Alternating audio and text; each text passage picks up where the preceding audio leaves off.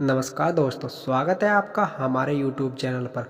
आज हम बात करने वाले हैं एक लड़की की इमोशनल स्टोरी की, जो कि आज आपकी आंखें नम कर देगी और आपके दिल और दिमाग पर छप जाएगी। वीडियो को एंड तक जरूर देखना, तभी आपकी समझ में आएगा। अगर आप हमारे चैनल पर नए हैं तो प्लीज़ हमारे चैनल को सब्सक्राइब कर दीजिए और बेल आइकन को दबा दीजिए।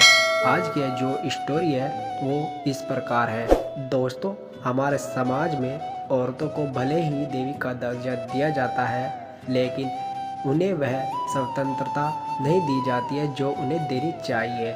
उन्हें बचपन से ही बताया जाता है कि वह पराया धन है। स्कूल से आने में देर हो जाए तो पिटाई मिलती है। मोबाइल पर बात करते हुए दिख जाए या खिड़की से झांकते हुए दिख जाए तो शक किया जाता है। आइए जानते हैं आगे की स्टोरी। तुम्हें कितनी बार बताया है, मेरे तैयार होने से पहले मेरा नाश्ता तैयार हो जाना चाहिए। शादी के 25 सालों बाद भी मुझे क्यों बार बार एक ही बात बतानी पड़ती है? लता, तुम्हें क्या है? तुम तो आराम से घर पर रहोगी, मुझे काम पर जाना पड़ता है। तुम हो कि हमेशा बेवकूफ़ों जैसी हरकतें करती हो। अगर तुम यह जानबूझकर करती हो तो याद रखना, मुझसे बुरा कोई नहीं होगा। आज भी प्रशांत का पारा चढ़ा हुआ था। इन कट्टू शब्दों में अपना गुस्सा उतारते हुए गीला तौलिया कुर्सी पर फेंकते हुए प्रशांत गुस्से से लता की तरफ देखने लगा।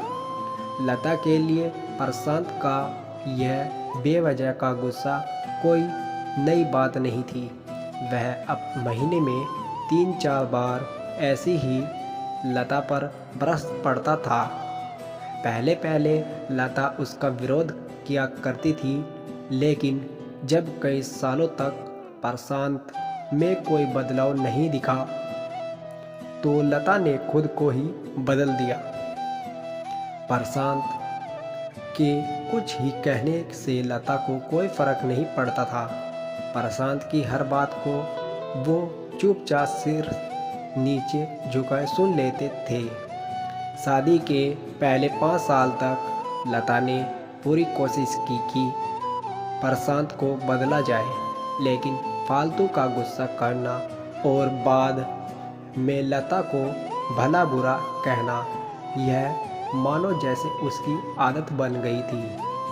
कोई भी वाद विवाद होता तो प्रशांत सीधा लता को बोल देता, अगर मैं तुम्हें अच्छा नहीं लगता तो क्यों नहीं चली जाती अपने मायके, क्यों रहती हो मेरे साथ? इतना सब कुछ होने के बावजूद लता प्रशांत के साथ रहती थी, क्योंकि उन्हें अपनी बेटी की फिक्र थी।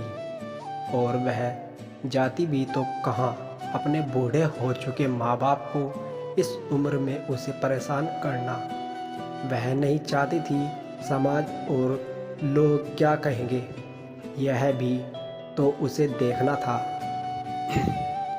वह इतनी पढ़ी लिखी भी तो नहीं थी कि खुद जाकर कोई नौकरी कर सके और अपना और अपनी बेटी का पालन पोषण कर सके।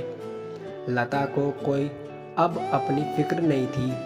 उसको फिक्र थी तो बस अपनी शादी लायक हो रही बेटी की। लता नहीं चाहती थी कि पति पत्नी के झगड़े की वजह से काव्य डिस्टर्ब हो। काव्य की पढ़ाई पूरी हो चुकी थी, उसके लिए अब शादी के लिए रिश्ते आने लगे। कई रिश्तों को काव्य ठुकरा चुकी थी। 2-3 महीने बाद एक अच्छा रिश्ता आया। रिश्तेदारों और पहचान के लोगों ने भी लड़के के बहुत गुणगान किए थे।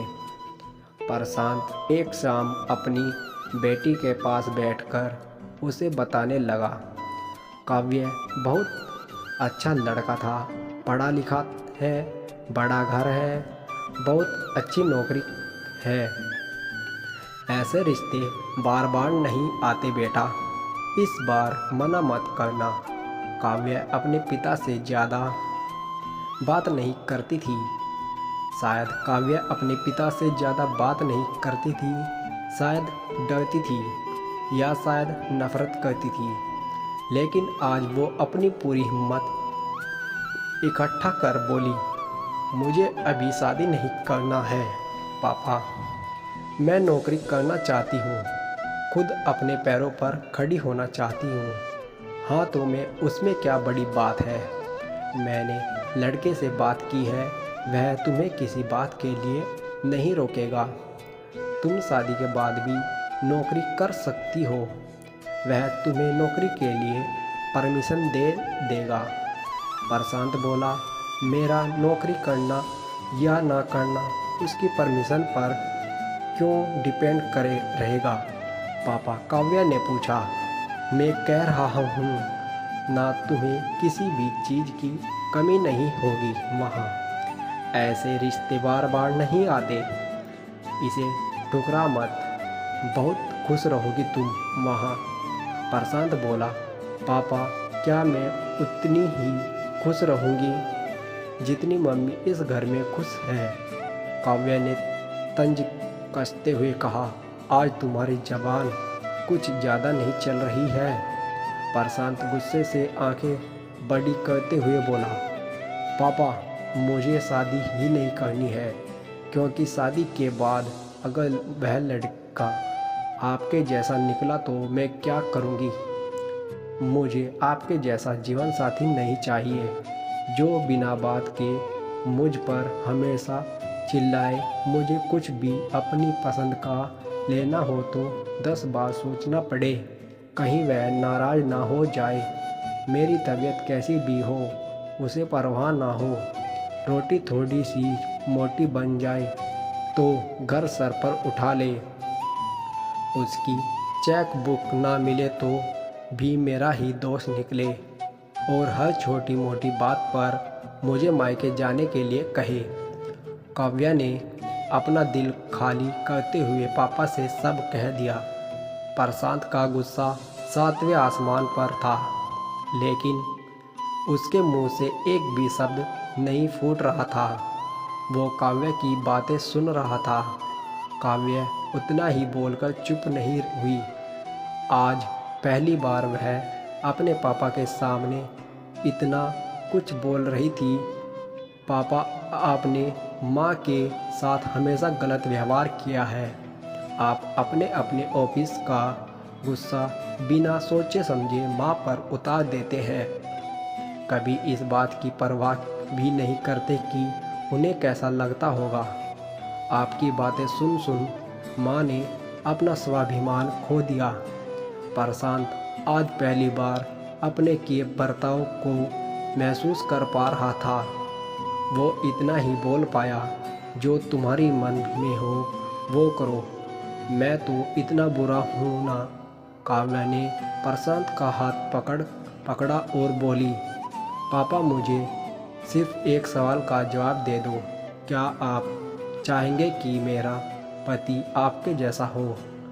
अगर आपका जवाब हाँ है तो कर दीजिए मेरा रिश्ता आज ही, और ना है तो मुझे आत्मनिर्भर बनने दीजिए। प्रशांत कुछ भी ना बोल पाया और वहाँ से चुपचाप बाहर चला गया। आज उसे लता के सामने जाने में शर्म आ रही थी।